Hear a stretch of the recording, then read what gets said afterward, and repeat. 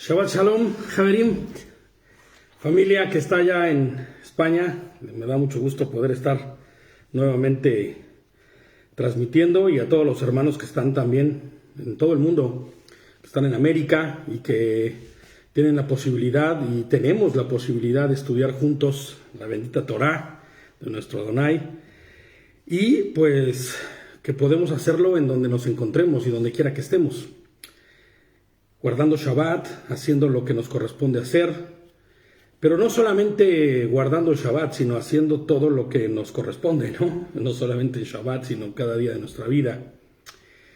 Y el día de hoy nos corresponde estudiar lo que nos quedamos la vez pasada. ¿Se acuerdan? Estábamos estudiando Génesis, Bereshit, y estamos en el capítulo 3 ya.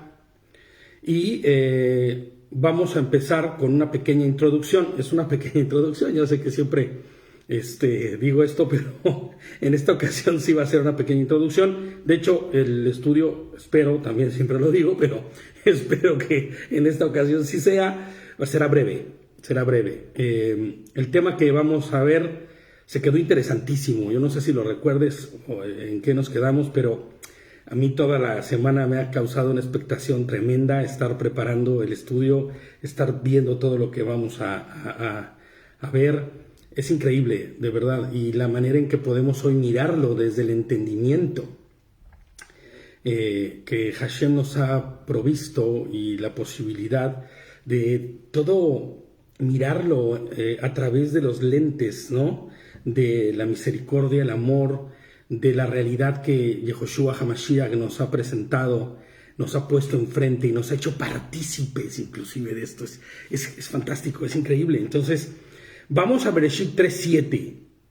Yo sé que ya lo estudiamos la semana pasada, pero hay algunas cositas que hay que seguir viendo. Esto es así. Necesitamos seguir estudiando, necesitamos seguir viendo. Déjenme hacer una pequeña conexión aquí a un segundito. Vale, ahora sí. Entonces, vamos a continuar con nuestra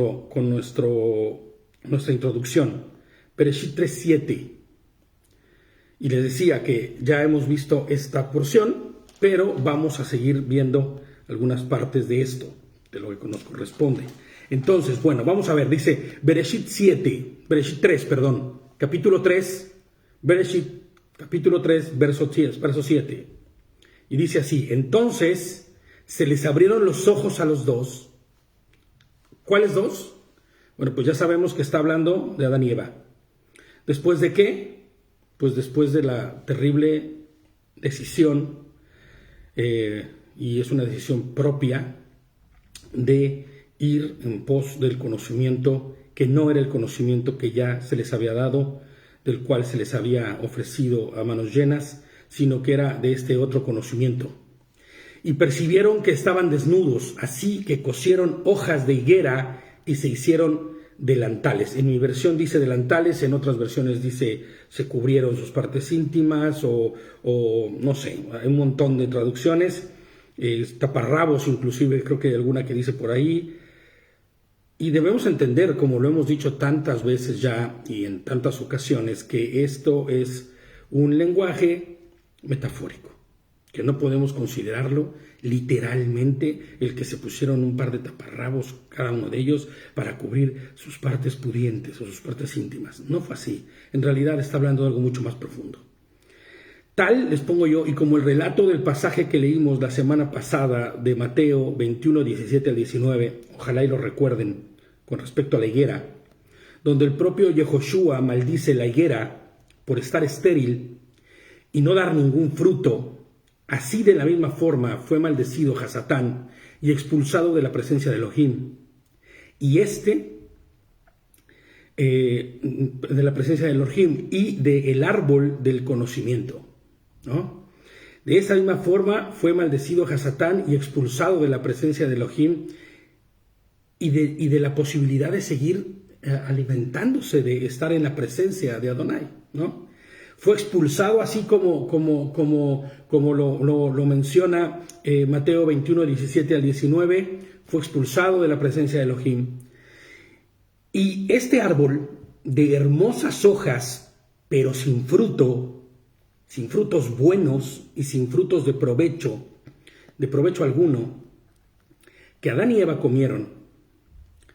Pero no solo comieron, sino que de este conocimiento nuevo del que han comido, y vamos a poner atención en esto, el conocimiento del mal es que usan recursos para justificarse y cubrir su falta y pecado. O sea, de este mismo conocimiento que ellos han adquirido, de esta misma manera de responder y de actuar conforme a lo que han aprendido, es que empiezan a actuar. Ya no responden conforme al conocimiento del bien. Ya no responden conforme al conocimiento que Adonai les ha provisto, sino que empiezan a responder conforme a esta nueva realidad que están viviendo, conforme a este nuevo conocimiento, conforme a esta manera nueva de actuar. Fíjate, sino que de este conocimiento nuevo del que han comido, el conocimiento del mal, es que usan recursos para justificarse y cubrir su falta y pecado. Y tú vas a ver por qué. Durante todo el desarrollo vas a ver por qué. Ya no más usarán el conocimiento puro y santo del conocimiento del bien, sino que la primera opción en la mente de ellos será ¿cuál? La justificación. Fíjate, y no voy a decir todavía lo más brutal que sucede, pero vamos a ir poco a poco. La justificación. El hombre a lo largo de la historia hará una y otra vez la misma cosa. De hecho, seguimos haciéndola. Tú y yo seguimos haciendo las mismas cosas. No importa cuánto cuidado ponga el Creador por el hombre, él seguirá una y otra vez tomando hojas y frutos estériles de la higuera estéril para justificarse delante de su Creador, para justificarse delante de Adonai. ¿Por qué lo digo? Basta con voltear hacia afuera, basta con mirar al mundo entero. Pero si queremos ver un ejemplo muy claro, mira el pueblo de Israel, mira la historia de nuestro pueblo. Inclusive bastaría, les pongo yo aquí en el comentario y en la introducción, con ver el pueblo judío. Aunque el Eterno nos haya dado el recurso perfecto de su Torah, y digo nos haya, y no solamente les haya porque no es propio del pueblo judío, sino nos haya dado el recurso perfecto de su Torah, ellos en específico y de manera muy puntual decidieron crear leyes que buscaran guardar esta misma Torah, pero bajo la óptica, y lo voy a decir y ni hablar, la misma óptica caída y estéril y sin fruto. Herencia de la caída de Adán y Eva. Y así, de esa forma, crear toda una estructura de leyes, toda una estructura paralela que va intentando hacer conforme a cumplir con todas las ordenanzas que el Señor nos ha puesto en su bendita Torah, pero con la forma ya caída y humana de crear reglas. ¿Era necesario? No. Esto ha hecho más simple y más sencillo el acercarse a Adonai. No. Por el contrario, se ha convertido en algo que es mucho más terrible y que aleja mucho más de Adonai al que sigue conforme a esta misma manera. Y es porque está llena de reglas humanas que nosotros, como personas que hemos entendido y que guardamos Torah, no practicamos ni participamos, ¿no? Porque hemos decidido y hemos entendido y se nos ha puesto este conocimiento del cual el Señor nos proveyó hace tanto tiempo, ¿no? David, fíjate que cuando estaba escuchando a David por la tarde, siempre lo digo, y es que es el mismo Ruach HaKodesh que opera en él, el que opera en mí y el que nos instruye para traer este mensaje cada día. Y yo escuchaba a David, ¿no? Que decía de ese asesino oculto. Fíjate, yo les puse aquí el orgullo, como decía David hace unos días, cuando puso ese mensaje, ¿no? Y al día de hoy vuelvo a escuchar que lo pone, ¿no? Y lo dice. Ese asesino oculto, el cáncer perverso, porque estuvimos platicando, ¿no? De este tema y decíamos que es el asesino que es silencioso, ¿no? Oculto. Ese cáncer perverso que será la constante delante de la vida del ser humano. Resultado, de lo que ha sucedido ya antes con Adán y Eva.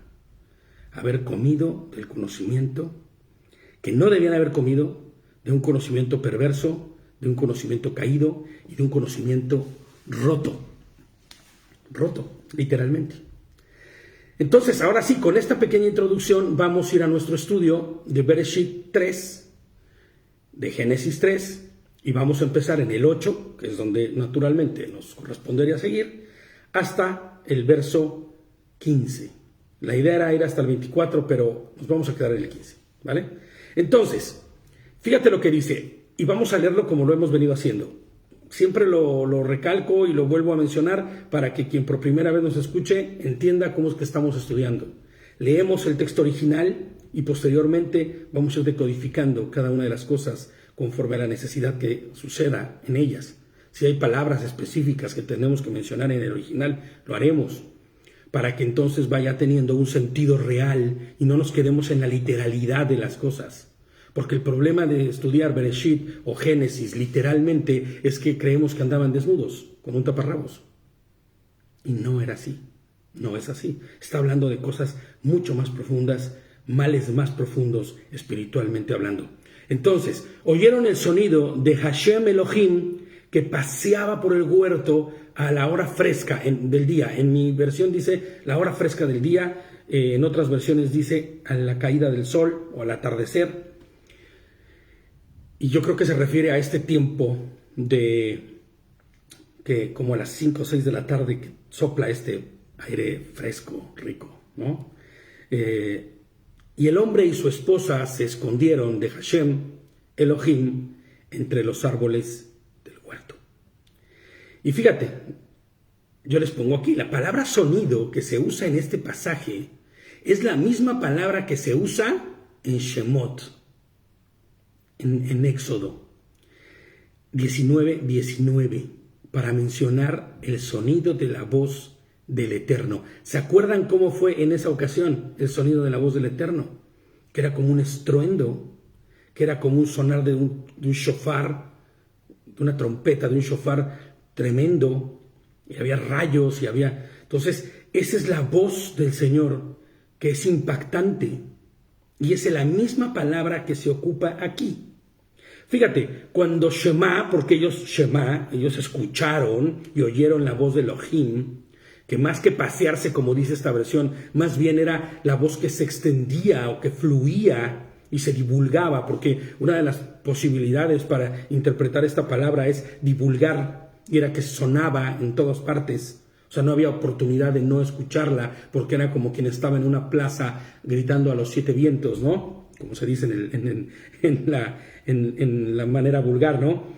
Pues así fluía o así se escuchaba en todo el huerto. Ellos se escondieron, y la palabra en el original es Javá. Puede traducirse como esconderse, sí, es cierto, puede, y está bien traducir esconderse, pero también como encubrir u ocultar, y es que era una realidad lo que estaban ocultando, lo que quieren ocultar. Pero hay una posible traducción que me llamó muy, muy fuertemente mi atención, y es endurecer. Escucha, endurecer.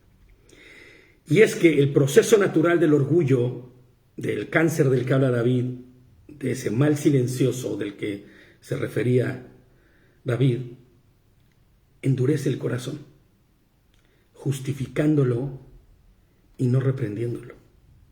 Entonces me pareció muy, muy acertado el hecho de pensar que ellos no solo se cubrieron, sino que se endurecieron con respecto a Adonai. Se endurecieron su corazón como resultado de haber comido de ese conocimiento que sabemos que no es otra cosa más que el orgullo que justifica todas las debilidades del ser humano, justifica todas las maldades del ser humano, justifica todas las formas del ser humano de hacerse a sí mismo como el centro, sin importar los que están alrededor. Les pongo aquí, inclusive es tan terrible el escenario que ellos se cubren entre los árboles. Escucha esto, es que es tremendo. Se cubren entre los árboles. Ahora, ¿recuerdas qué eran estos árboles? ¿Te acuerdas qué dijimos en los pasados estudios qué eran estos árboles? Ellos se alimentaban de esos árboles. Era la sabiduría de Elohim en la que ellos se alimentaban y son esos árboles que nosotros concluíamos que era la Torah misma, ¿se acuerdan? Pues ellos buscarán justificar su mal a través de lo que Elohim ha provisto para su bien. Es tremendo, es brutal, pero es real. Ellos estarán buscando justificarse a través de todo lo malo que han hecho, todo lo malo que han hecho y ha pasado y las malas decisiones con las cosas que Dios les ha provisto. Y esto es muy natural en el ser humano. Y vas a ver cómo continúa esto. Y entonces el 9 dice, Hashem Elohim llamó al hombre y le preguntó, ¿dónde estás? Esto me pegó a mí durísimo porque, fíjate, ¿no es acaso Elohim omnipotente, omnisciente, omnipresente? ¿No? ¿Qué es lo que le está preguntando verdaderamente Elohim a Adán? ¿Dónde está tu corazón, Adán? ¿Dónde está tu corazón? ¿Dónde es que estás ahora? Y no le está hablando de algo situacional. O sea, ¿cuál es tu posición geográfica, no? Porque él sigue todavía en el huerto. Ya veremos más adelante que no será así todo el tiempo. No le está preguntando por una situación geográfica. Elohim sabe la posición que tiene Adán, pero también conoce y sabe la posición espiritual actual de Adán. Sabe que él mismo junto a su mujer se han despojado de la gloria de Elohim voluntariamente. Porque ellos, debemos entenderlo y saberlo, ellos vivían bajo el cuidado, bajo la misericordia, bajo el amor, bajo la gloria perfecta de Dios. Ellos vivían siendo nutridos de eso, en perfección, ¿no? Era perfecta su vida porque comían del conocimiento perfecto, lo que nutría su espíritu. Inclusive esta pregunta abre la posibilidad, les pongo yo aquí, para Adán de arrepentirse delante de su Creador. ¿Habías pensado alguna vez eso? ¿Dónde estás? O sea, él no llegó y los reprochó enseguida. A ver, vengan aquí, ¿qué es lo que están haciendo? No. Él les dijo, ¿dónde estás? Fíjate, ¿no?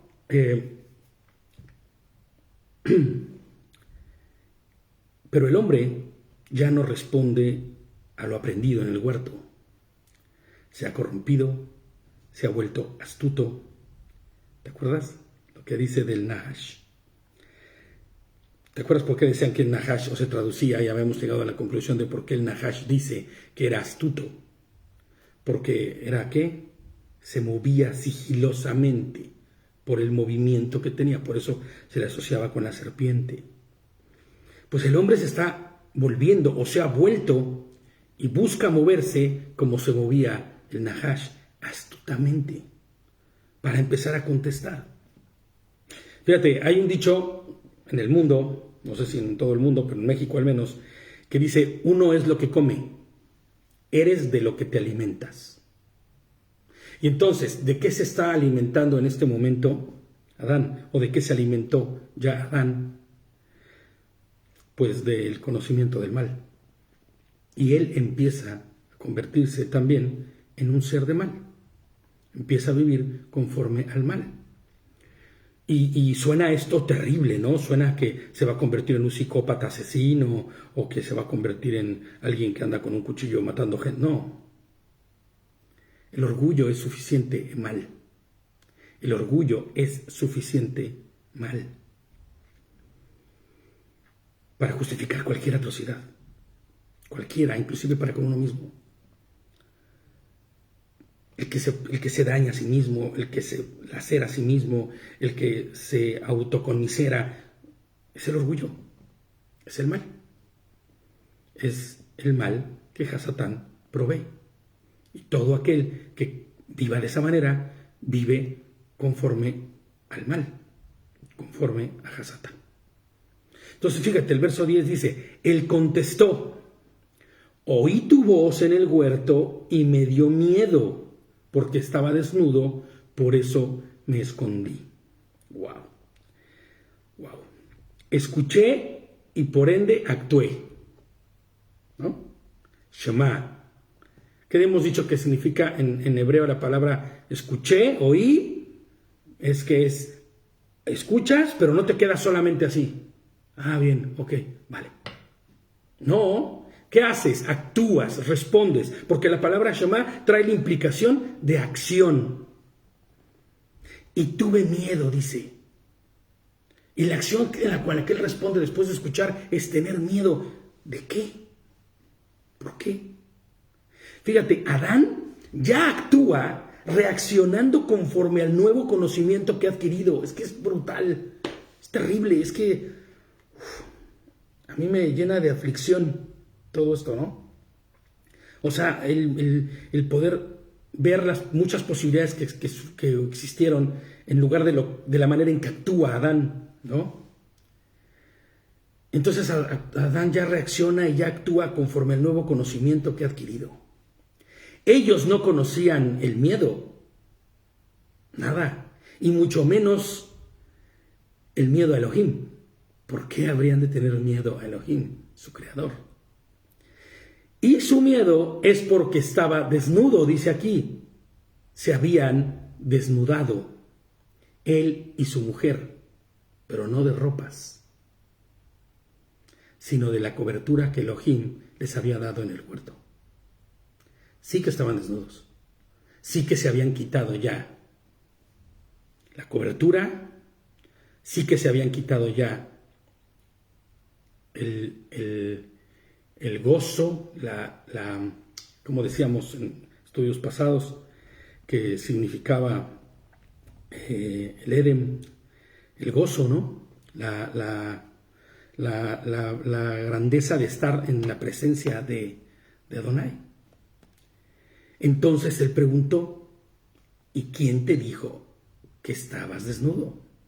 Fíjate cómo el Señor sigue preguntando cosas para que ellos respondan, para que ellos actúen, para que hagan las cosas de una manera diferente. Pero no responden. Fíjate, entonces él preguntó, ¿y quién te dijo que estabas desnudo?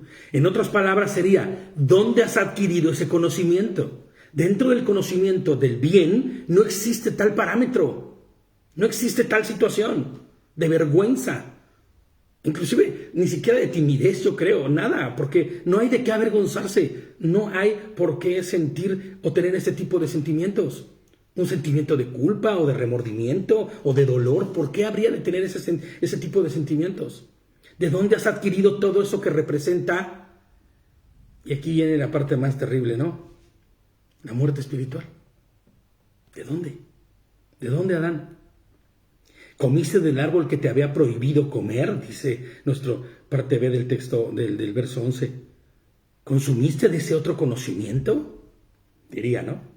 Y la pregunta que hace aquí Hashem no es de quien desconoce los hechos, porque el Señor es omnisciente, omnipotente, omnipresente, sino de quien lo declara en un sentido de alarma.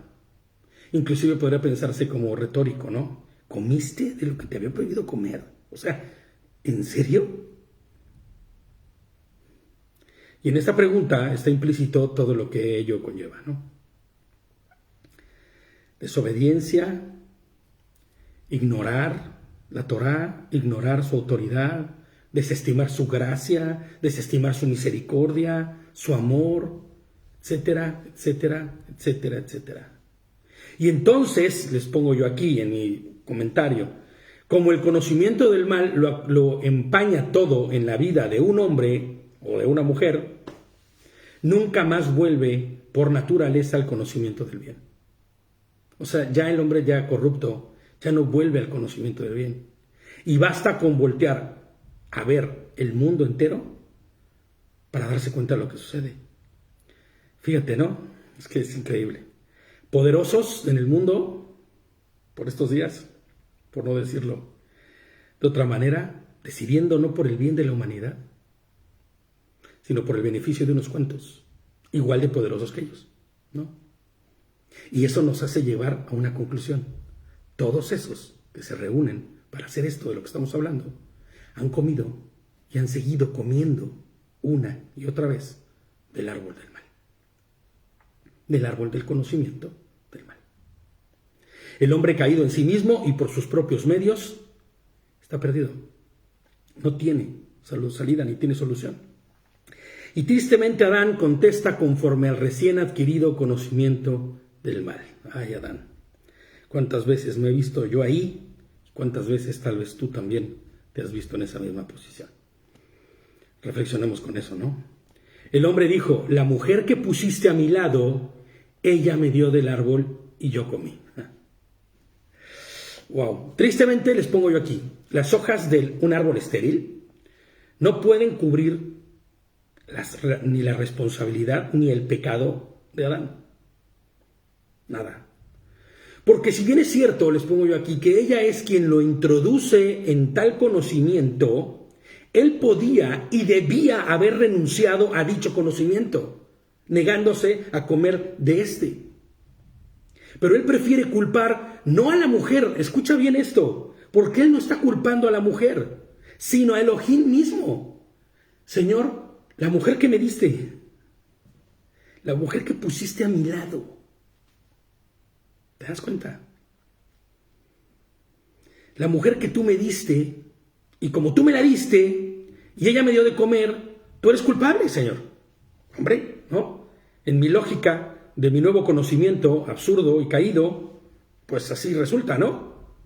Y ya de forma inevitable he inducido, sin responsabilidad alguna, pues comí. O sea, yo soy inocente. Yo soy inocente porque fui inducido, ¿no? Es más, la mujer que me diste, pues me la diste bien bonita, Señor, bien guapa. Ella sabe cómo lograr cosas en mí, porque pues es mi media naranja, ¿no? Entonces, ¿qué voy a hacer, Señor? Pues que yo no podía decirle que no. Ajá. Y entonces, no solo la culpa a ella, o sea, más bien ni la culpa a ella, más bien culpa a Dios directamente, a Elohim directamente, de esto. Ahora fíjate lo que te voy a decir, y yo cuando estaba haciendo el estudio, de verdad que me compungió muchísimo por las posibilidades, repito, las posibilidades de cómo podría haber sido esto. ¿Qué tan difícil habría sido para Adán caer de rodillas delante de Elohim y decir, fíjate, escucha esto, ten piedad de mí, oh Elohim, conforme a tu amor, por tu inmensa compasión borra mis transgresiones. Lávame completamente de mi maldad, límpiame de mi pecado, pues yo reconozco mis transgresiones, tengo siempre presente mi pecado, contra ti solo he pecado. Wow. Y he hecho lo malo ante tus ojos, lo confieso, para que te reconozcas como justo en tu sentencia y exento de culpa en tu juicio. ¿Te imaginas? Perdón, pero me confronta, ¿no? La posición del hombre delante de Dios y la manera que tiene de responder. David era un hombre conforme, dice la Escritura, al corazón de Dios. Y escribe esto porque ha entendido y está lleno del conocimiento que Dios le ha proporcionado y ama a Dios.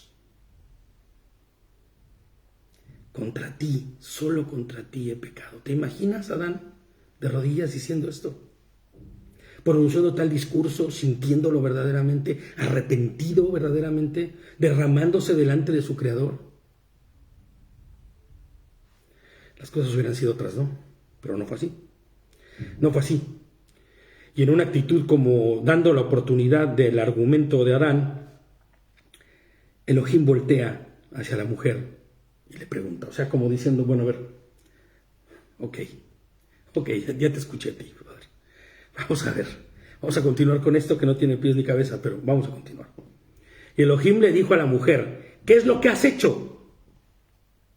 La mujer respondió, la serpiente me engañó y yo comí. Hombre, es un escenario bastante común el día de hoy, ¿no? Bastante común con las formas en las que el hombre se desarrolla y se desenvuelve al día de hoy, ¿no? Suena bastante normal que se escuchen estos argumentos que no existían, que no debían haber existido nunca. Y Hashem Elohim le dijo a la mujer, ¿qué es lo que has hecho? Y ella le respondió, pues el Nahash, ese que estaba bien atractivo, me engañó y yo comí. Y fíjate, les pongo aquí, y por raro que parezca esto que voy a decir, el argumento de ella sí es real. O sea, el argumento de ella sí es real. No la disculpa, pero es real. O sea, no la disculpa a ella, pero es real lo que está diciendo. Porque ella sí fue engañada. A ella se le ofreció algo disfrazado de otra cosa. En el caso de Adán no.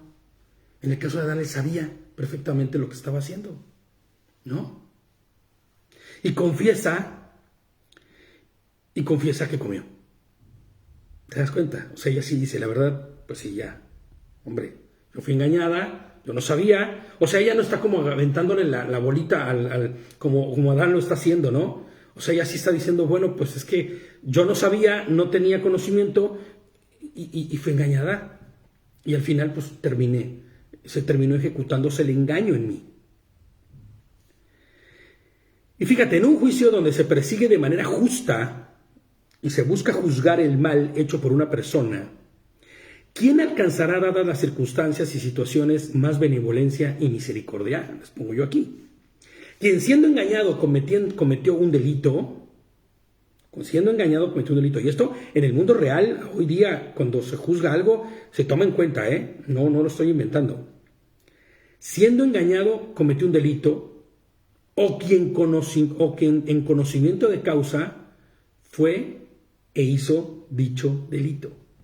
¿Quién va a tener mayor benevolencia al ser juzgado y mayor misericordia?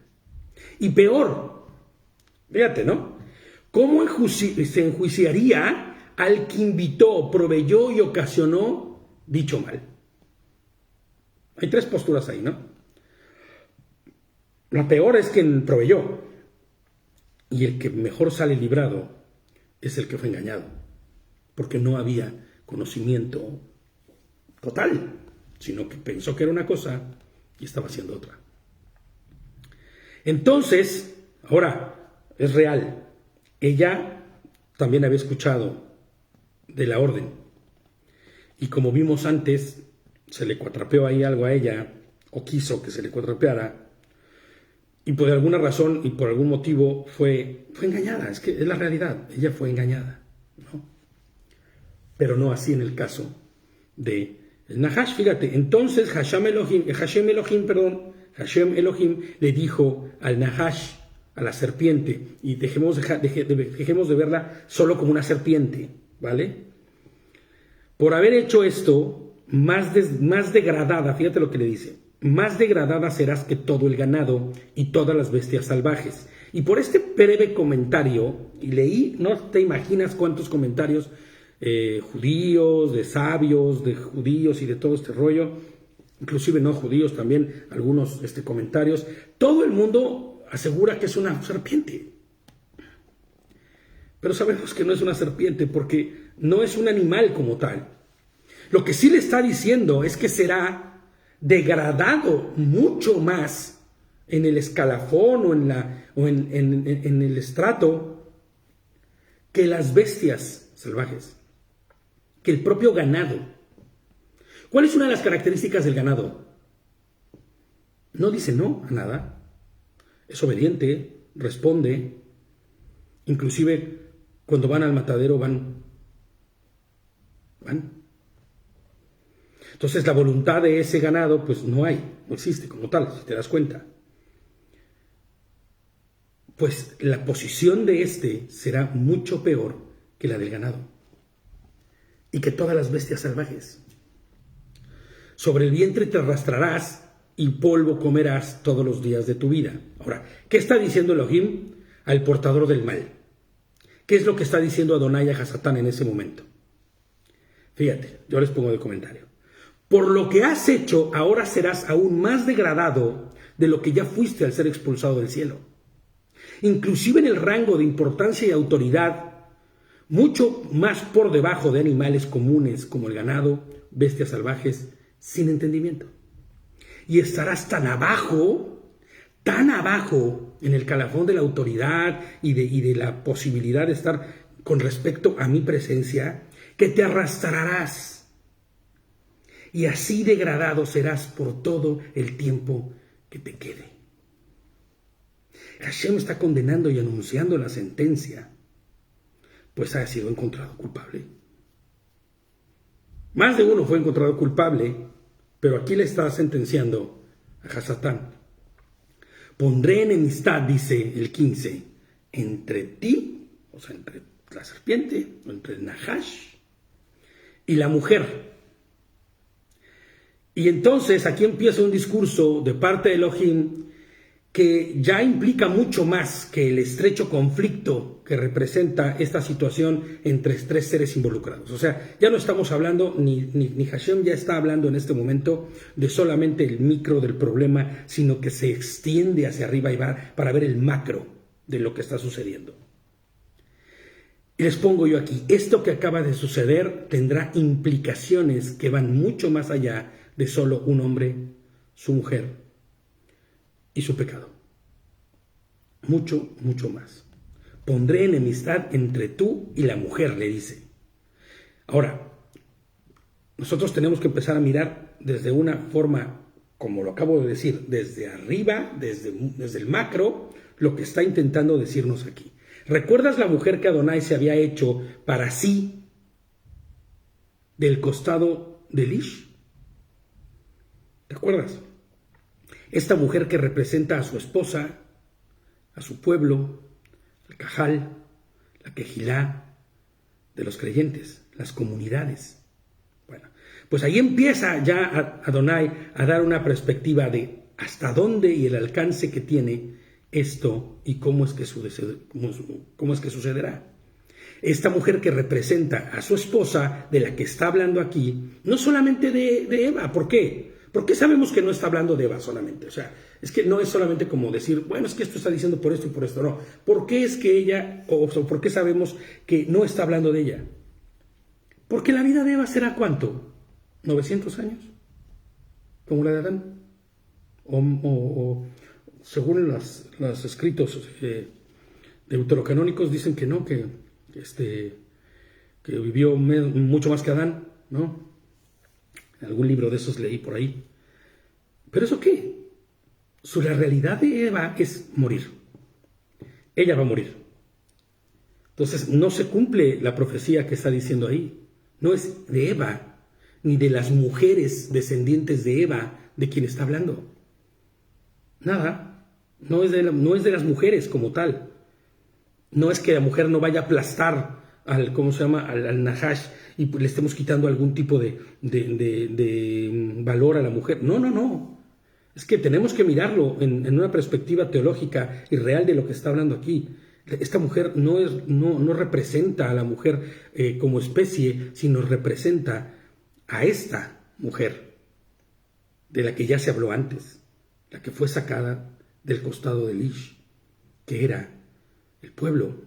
Y no me gusta decir la iglesia porque en las iglesias, sobre todo reformadas, se presenta este versículo como el hecho de decir, es que nosotros somos la iglesia, somos la esposa, la novia y todo lo demás, el pueblo de Dios, sabrá Dios qué pasa con ellos. Pues no, hemos explicado muchas veces que se refiere al pueblo de Dios, al Cajal, a la Quejilá de creyentes, ¿no? La comunidad de creyentes, todos aquellos que somos Israel. Y entre tu linaje y el suyo pondré enemistad, y éste te golpeará la cabeza y tú le herirás en el talón. Fíjate, ¿no? ¿Cuál es el linaje de Satanás? ¿Acaso Satanás tuvo hijos? ¿Acaso Satanás tuvo descendencia? Pues no. O más bien será el fruto, ¿no?, de sus obras, las que de generación en generación estarán buscando corromper, separar, robar, matar y destruir al hombre. Inclusive a través de otros hombres, porque esa sí puede ser también la descendencia de Hasatán. Hombres ejecutando la maldad del propio Hasatán, tal y como lo vemos hoy día. ¿Y qué tal?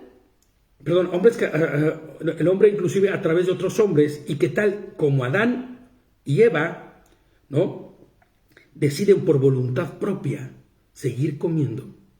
Bueno, Adán y Eva no siguieron comiendo, ya no les quedó otra más que comer de ese conocimiento.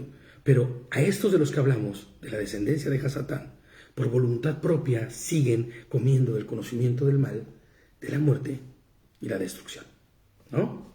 Entonces, es muy curioso, les pongo yo aquí, cómo es que Adonai anuncia ahora sí les pongo a toda la creación, incluido a Hasatán, porque se acuerdan que cuando habló de Lish y de cómo la mujer fue sacada del costado, ahí no estaba Hasatán. Él no sabe esto. Él no entiende de esto. Para él hay victoria, hay una gran victoria para él en todo esto. Pero él no conoce de las buenas nuevas que el Señor le dio a Eva y a Adán, de cómo será redimida toda la creación. No solo ellos dos, porque es un error que se comete, creer que el Señor está haciendo y vino solamente a redimir al hombre, y vino a redimir la creación entera y a traer todo al estado primero, al estado de incorrupción, antes de que el propio Hasatán se rebelara y cayera. Entonces, les pongo, es muy curioso cómo es que Adonai anuncia ahora sí a toda la creación, incluido Hasatán, ¿no? Y los que con él estén, que del linaje de estos que acaban de caer, de los cuales acaban de ser víctimas de él, en la figura y forma como de uno de ellos, vendrá la redención. Y será quien traiga el orden perfecto a todo lo que estaba roto, corrompido y caído.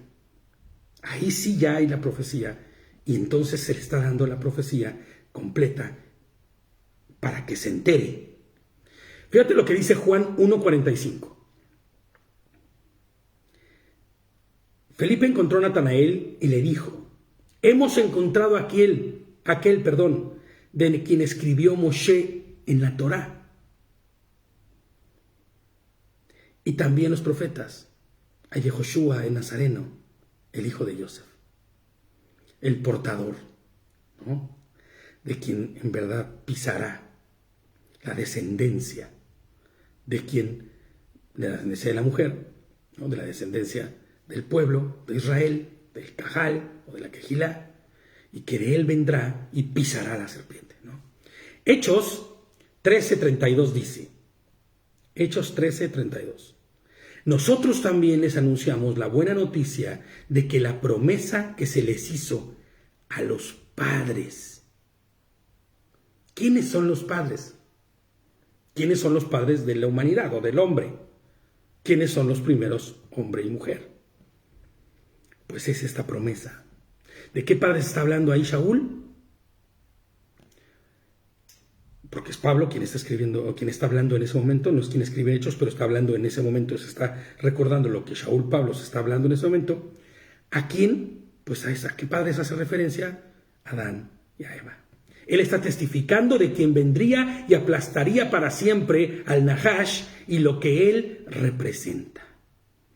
Fíjate, 1 Corintios, lo que dice también el mismo Shaul, pero en otra ocasión. Y es que él entiende perfectamente de lo que está sucediendo aquí. Él entiende de quién vendrá la redención, y por dónde, y qué medio, y de quién venía. Y dice: ¿dónde está, oh muerte, tu victoria? ¿Dónde está, oh muerte, tu aguijón? Y fíjate, les pongo yo aquí: y aunque ciertamente se le permitirá violentar e inclusive causar mal o dolor a la humanidad, y por ende también al pueblo de Dios, finalmente este será aplastado en la cabeza. Será aplastado en la cabeza. Y cuando dice aplastado en la cabeza, dices: ya ves, si es una serpiente, si es la cabeza para matar a una serpiente, pues aunque la aplastes del lado no se va a morir, pero si aplasta su cabeza sí se va a morir. Pero no se está refiriendo a eso. Es una forma de expresión solamente que una serpiente, para ser muerta, tienes que herirla ¿en dónde? En la cabeza, ¿no? Es la forma de expresar una herida mortal que privaría a Hasatán de su existencia. El golpe final que nuestro Señor Yehoshua HaMashiach dará y embestirá, lloviendo fuego del cielo, ¿no?, en el último día. Yo sí me lleno de alegría y de gozo con ello. Y entonces será echado al lago de fuego y desaparecerá para siempre. Pero no será solo, será con todos los que con él estuvieron y todos los que con él creyeron y buscaron y no se arrepintieron. Buscaron de ese conocimiento, lo comieron, se llenaron, se nutrieron, se destruyeron a sí mismos espiritualmente y no se arrepintieron. Oye, pero es que fíjate que yo la verdad no voy en pos de nada malo, ¿eh? Yo no voy en pos de asesinar, ni de robar, ni de matar, ni de destruir, pero la verdad es que yo con Dios no quiero nada. Bueno, pues la raíz del mal y del conocimiento del mal está en ti. Porque si tú no quieres comer del conocimiento del bien, es que entonces significa que te estás nutriendo del conocimiento del mal. Libre albedrío, perdón, pero no existes, ¿no? Y les pongo aquí, ¿no? Hay un comentario bíblico que dice que muy seguramente Hasatán no dimensionó la realidad de dicha condena. Y lejos de solo retraerse, ¿no? Buscar de retraerse y ya, pues ya, ok, ya, fui sentenciado. No, sino que lejos de retraerse, buscará hacer todo el mal posible, como si no hubiese entendido de qué se trata esto, o tal vez es el mal de que hace el quien se sabe ya condenado, ¿no? Y va a buscar hacer todo el mal posible a quien aún habiendo pecado no sufriría la misma condena y final que él. ¿Quién es? Pues el ser humano, porque el hombre también pecó, pero no recibirá la misma condena, o sí, pero en condiciones distintas. En la cuestión legal se llama un salvoconducto, y es que el ser humano tiene un salvoconducto, un precioso salvoconducto. Para el hombre existirá la redención, el perdón, la misericordia. ¿A través de quién? De Elohim mismo, que haciéndose en la figura de como un hombre, traería tan preciosa redención. Y fíjate, esto no por obras, como dice el buen Pablo, para que nadie se gloríe, sino a consecuencia de la misericordia, del amor, de la compasión, de la gracia de nuestro Creador para con nosotros, su pueblo, para con los suyos. Yo les pongo aquí los suyos porque es distinto ser solo pueblo de Dios que ser de los suyos, porque hay quienes se jactan de ser pueblo de Dios, pero no son suyos, sino más bien los que viven conforme a la voluntad de Él, honrándole y dando gloria a Él todo el tiempo, son los que somos suyos, los que transformamos nuestra vida, los que hicimos de nuestra vida ya no más una herramienta o un instrumento para hacer nuestra voluntad, sino es la herramienta y es el instrumento para hacer la voluntad de nuestro Creador, de nuestro Señor y nuestro Redentor. Precioso Yahushua HaMashiach. Colosenses 1:26 al 29 dice: el misterio de Hashem que había estado oculto desde los siglos y generaciones, pero que ahora se les ha revelado a sus consagrados. A los consagrados. Ahí estamos tú y yo, Javerín. A estos, Elohim ha querido dar a conocer la gloriosa riqueza de este misterio entre los gentiles, que el Mashiach, Cristo, para los que no entienden aún todavía que Mashiach es Cristo, o que el Mashiach es el ungido, vamos a decirlo también en la forma normal, ¿no? A estos dice, que Elohim el Mashiach es entre ustedes la esperanza de la gloria. Que el Mashiach es entre ustedes la esperanza de gloria, Cristo nuestra esperanza. Acerca de Él es que predicamos, amonestando a todos, enseñando a todos con toda sabiduría, dice, para que podamos presentarlos a todos completos en Mashiach Yehoshua. Para poder presentarlos a todos completos en el Mashiach Yehoshua. Por esto mismo yo trabajo, dice, esforzándome con la energía del Mashiach que actúa poderosamente en mí. ¡Wow! Es que es increíble este texto.